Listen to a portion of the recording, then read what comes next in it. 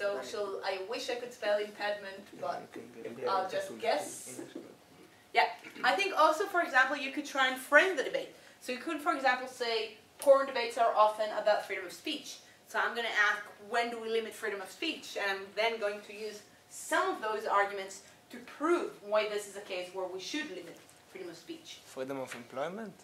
Freedom of employment is only an issue in Israel. We've covered that. Only in Israel. Never ever outside Israel. Okay, for those of you who don't know.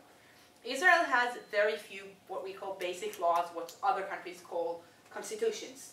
Like laws that have a unique status.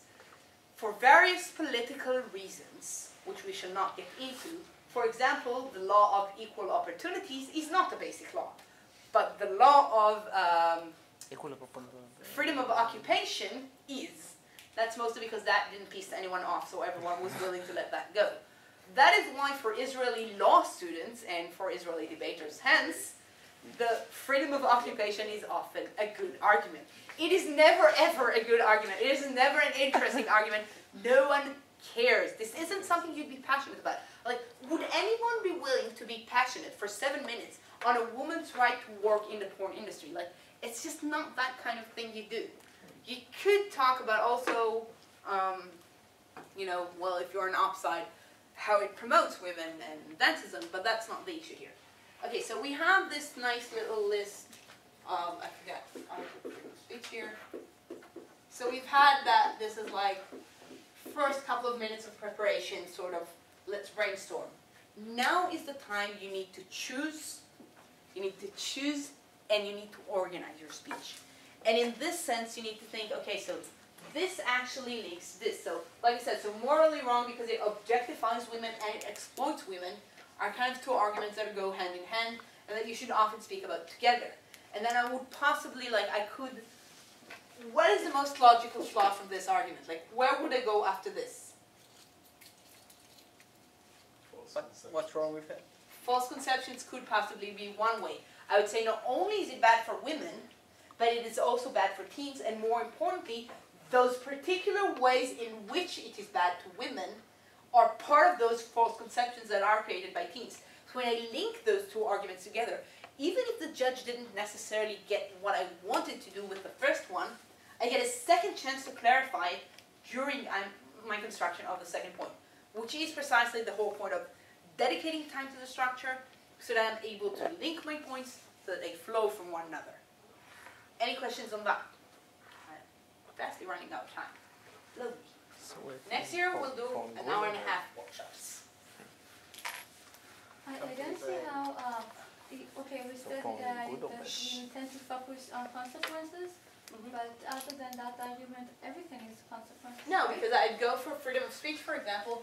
I'd make a general case. I, for example, the crazy philosophy student chick that I am, would say freedom of speech is not that important. Like, okay, yeah, Alf, you can come here and cry all you want about why this harms freedom of speech. Who said freedom of speech is so important? I'm going to shift the burden of proof to them, for example. So structure is crucial to being an effective ESL speaker. And in all honesty, this is also, in a way, a place where a lot of EPL teams fuck up. Like, a lot of the speeches are just going to come and be stylistically amazing. But the thing is, I've done, let's put it, quite well in the international circuit.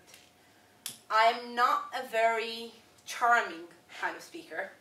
I literally know nothing about anything. But one of the reasons why I did quite well is because I had full control over what people take from my speech. I would bet you, and I would win, about $100 that I know what a judge has written down from my speech when I get off stage. And that I do through structure, because if the judge knows what my key points are, if I emphasize them through my structure, I control what he has down. And controlling your judge's notes is a crucial way of controlling the debate, because at the end of the day, the debate might have happened in the room, but it also happens in the 15 minutes of discussion after the debate. If you're not clear, if you're not structured, if each of the three judges has very different notes of your speech, then none of them is going to agree on what your contribution to the debate was, and you're likely to end up fourth or third. Like, that's just the way it is. So if you're not structured, you could never ever be successful as ESL. Next issue, which we haven't talked about much when we talked about the difficulties facing ESL speakers, but I'll say honestly, as a coach and as a judge, I think this is something that characterizes ESL speakers, is they're not very flexible. So like, a lot of speakers, like, okay, so if the first half stole everything you intended to say, everyone struggled. But often what I see is that ESL speakers go like, well, I've spent 15 minutes preparing this case. I worked very hard. I now know exactly what I want to say. I have all my key phrases. I'm not going to change that. I'm going to run with that anyway, and hopefully the judge will think I have an extension. Something of that sort. So it's very hard as an ESL speaker to adapt to the debate. Both in terms of, you know, the debate has changed than what I've originally prepped. Sorry, this is Gelber. It could be important. Ooh, who's that? Anat, Leo is coming. Really? And you didn't think of telling me that. היא הודיעה לי בזמן השיעור, עכשיו אוקיי. שלעצור אותך באמצע בשביל זה נראה לי. And back to Totally worth English. it. I'm now delighted. Is she okay? Huh? Yes. And back to the lecture. And back to reality. So, my point was, so there's the issue of flexibility with being able to just ditch whatever you've prepared and adapt to the debate. And there's the issue of flexibility, which Shirley brought up before, which is how do I follow the debate? What if I'm not sure what they said? What if I'm not sure my contribution to the debate? So I've talked about it a little bit before, about like the idea of, in advance when you're prepping, talk about the basic assumptions of the debate.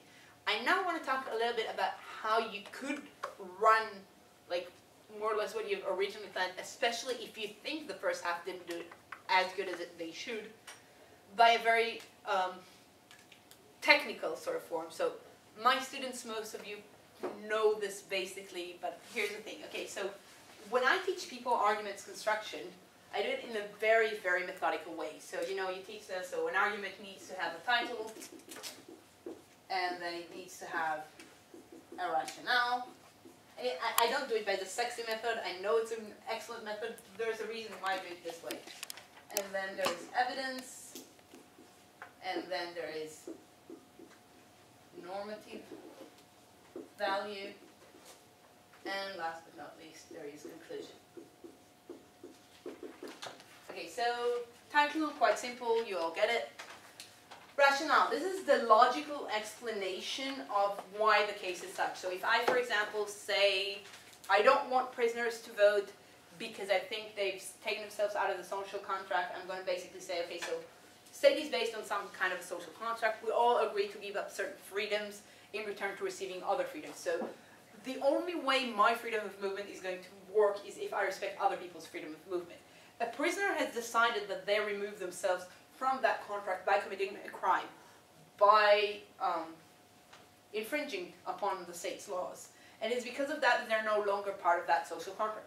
Because they're no longer part of that social contract, they now do not have the right to shape that contract through voting, and it is because of that that prisoners do not deserve the right to vote. That is a very clear, basic rationale from our argument. That's the logical explanation. The next part is supporting it with evidence. We have like a gazillion kinds of evidence, so you could have examples, you could have analogies, you could have statistical data, all that sort of stuff. It is very, very important to tie your evidence to your logic. Surprisingly, if you just pour out numbers at people, they do not appreciate you more, but that is basically it. The normative value is actually a part a lot of people do not pay enough attention to. And that is a part of why should I care. Okay, yeah, so they have taken themselves out of the social contract. Why does this mean they shouldn't vote? Why is that a bad thing? Why is that a good thing? Often people will give you what we call neutral arguments. So for example, someone might come up and say, this is Yoni's example, I'm shamelessly stealing here. Okay, so like, if we would allow for nudists to walk around in our streets, children are going to be exposed to naked bodies, and that's obviously terrible. And they get off at this point. And you get up and you say, that's not terrible, that's a wonderful thing. We believe that right now children are only exposed to these perfect bodies that you see in fashion magazines and in porn magazines. We believe that children need to know exactly what the human body actually looks like, and we believe that therefore if more people would walk around naked in the street, that would actually be a very good thing for children to expose So you take their, let's call it, normatively neutral point, and you explain why it's a good or bad thing. So we often say that this is like the descriptive part of the argument, where you explain why something would happen, and this is where you say what is the moral value of that point, so that's the normative part of the argument. Okay, and then of course you have the conclusion. Now here's the thing, if you have that system in mind, and you're now second prop, and you're listening to first prop, and they come up with an argument, and that was also the kind of argument you thought of, you can tell yourself exactly where you're different. So you can say, okay, so they gave reason A for why prisoners are no longer part of the social contract, but we have a different reasoning for that. We believe that prisoners are no longer part of the social contract because we believe the social contract has like some barrier conditions which everyone must meet in order to be part of. And we believe that prisoners do not meet those basic conditions because they have proven themselves to be irrational and not wanting the benefit of society. It is therefore that we believe that they are outside the contract, and it is therefore why we believe they should vote. Or you could say, okay, so they've had amazing rationale, but they did not explain why that matters, so I'm going to elaborate on that. And if you have that sort of analysis in your mind, you can also then clarify to the judges very well what it is that you're extending upon. So you get up and you say, so, first prop did a fantastic job in telling us why X is the case, why, for example, nudism is liberating people. We want to talk to you about what's the normal value of it. We want to explain to you why it is important to liberate people and the way they feel about their bodies, and that's going to be our extension. If you are able to tell the judge what it is that you're doing differently than the first half team of the debate, you are able to clarify what's your contribution to the debate, and therefore you're more likely to be acknowledged as not just repackaging or as not just reusing those terms. Because what happens is, again, and this is very, very natural, if you're ESL and you've heard a very good catchphrase in the first half, you're likely to stick by that catchphrase because you say, oh, that's wonderful, that's exactly the word I've been missing. And you're serving the first half by doing that because you have now established that their catchphrase dominates the debate.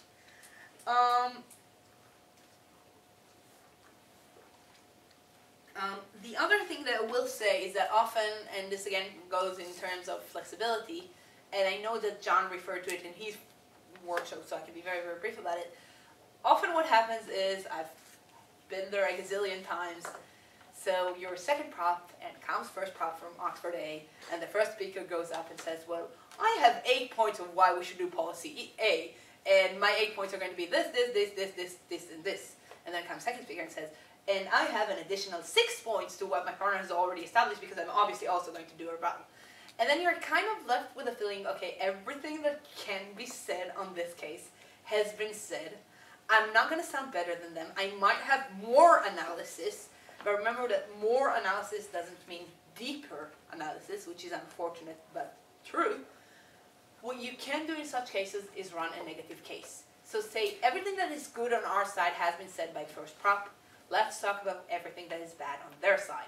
And just take first off and demolish them.